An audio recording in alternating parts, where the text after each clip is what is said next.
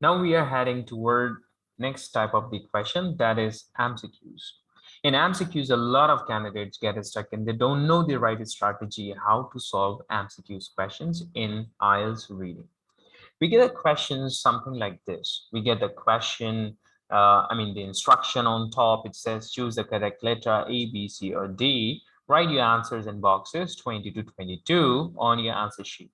Okay, obviously, if I'm going for paper-based exam, I will have a separate answer sheet. If I'm going for computer delivered exam, I will have I have a selection option over there through which I can select any point over here, right? So you see the question is here, the options are here, and I have to select from these options. Okay. The first and the foremost thing that you have to do is you don't have to read these options at all.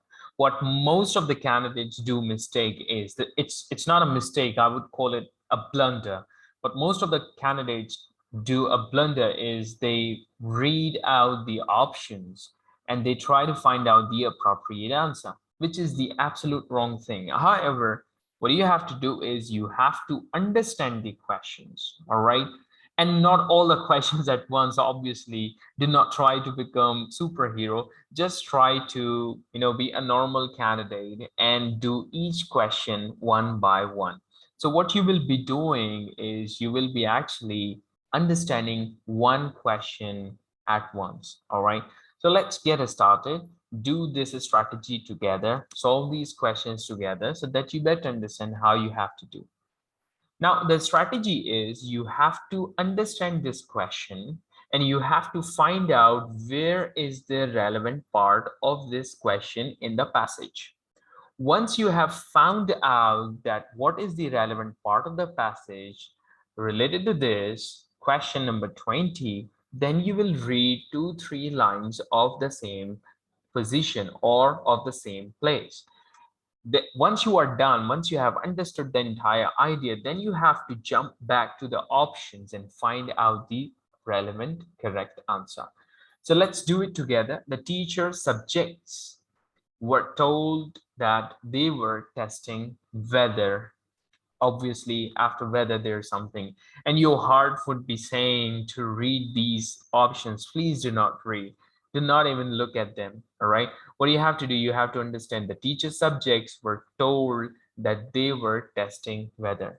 Okay, at this time I'm not going to waste your moments because time is money. So what I have done is I have myself skimmed through the text and found out those relevant parts where these areas are available and they exist. So let's take a look at that particular area. The teacher subjects were told that they were testing weather. So here, now you see the teacher subject is the keyword, which is definitely here. And the teacher subjects were told that they were testing weather.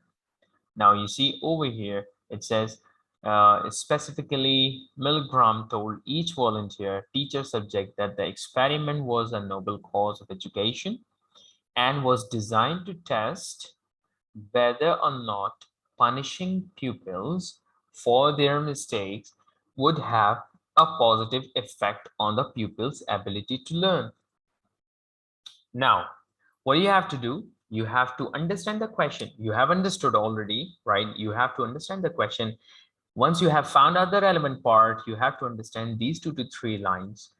I'm making it show that I'm starting reading from the full stop and ending reading at the full stop, right? Till the full stop. That's extremely important thing. Otherwise, you are going to make a blunder, and if you understand half of the information, you're not going to get the right answer.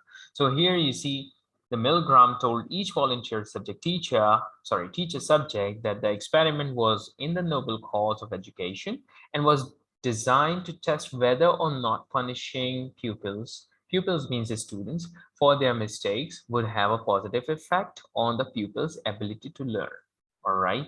So I know that you must have understood the idea of this. So what is the right answer? The right answer is, yes, that's good. Answer number B. punishing helps learning, right? Or punishment helps learning.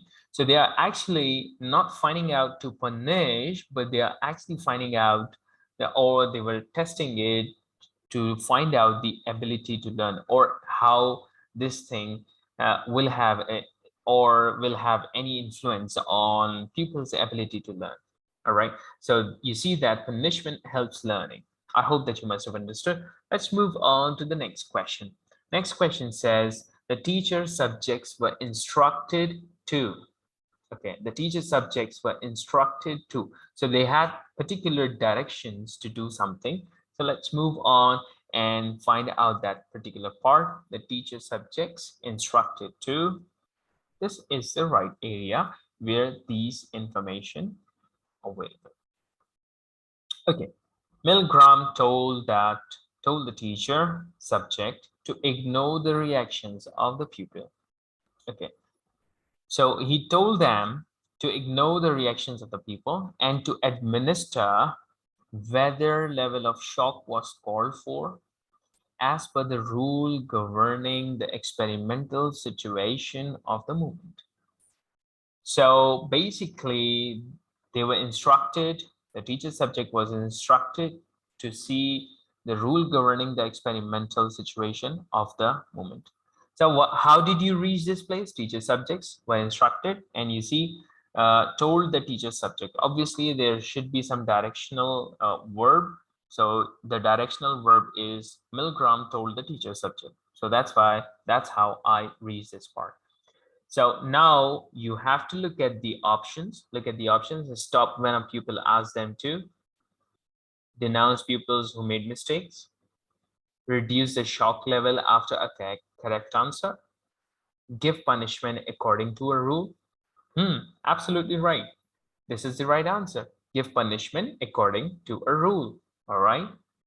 Let's move on to question number 22. Before the experiment took place, the psychiatrists before the experiment took place, the psychiatrists. Now look for the important keywords. Where are the important keywords? The important keywords before the experiment, prior to carrying out the experiment. All right. And it should be saying the experiment took place, the psychiatrist. Where are the psychiatrists? Is there any psychiatrist here? Yeah, it is here. Okay, so the psychiatrists felt that first of all, I took these keywords prior to carrying out the experiment. That's why I reached this paragraph. And then I look for the psychiatrist, because psychiatrist is an important word, important keyword actually. And I found the psychiatrist over here. So psychiatrists felt that most subjects would not go beyond 150 volts, and they further anticipated that only 4% would go up to 300 volts. Furthermore, they thought that only a lunatic fringe of about 1 in 1,000 would give the highest shock of 450 volts. So basically, you know, their anticipation or their prediction was not, accurate something. Okay. And there's something more. What were the actual results? Let's take a look. The teacher subjects continued to obey Milgram up to 450 volt limit interpretation of the experiment in the countries. Okay, this is something useless. I believe that from here till here, it's giving me the idea that they were actually not predicting it well. Okay, psychiatrists believe that a shock of 150 volts was too dangerous. Okay, this is half of the information. Failed to agree on how the teacher subjects will respond to instructions, underestimated the teacher subjects' willingness to comply with the experimental procedure, thought that many of the teacher subjects would administer a shock of 450 volts. Okay, so this is basically the part, and the right answer is absolutely right. Underestimated the teacher subjects' willingness to comply with the experimental procedure. Perfect. So this is going to be the right answer. I hope that you must have understood how we actually have to solve these questions, how we actually have to tackle the MCQs questions. Let's meet in the next type of the question.